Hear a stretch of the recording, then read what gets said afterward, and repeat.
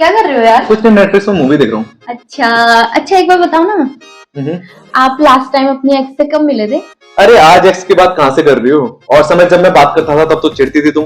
अरे तो क्या हो गया, हमेशा थोड़ी ना उसको लेके लड़ती रहूंगी। सबका अपना पास्ट होता है यार, बताओ ना कब मिले थे?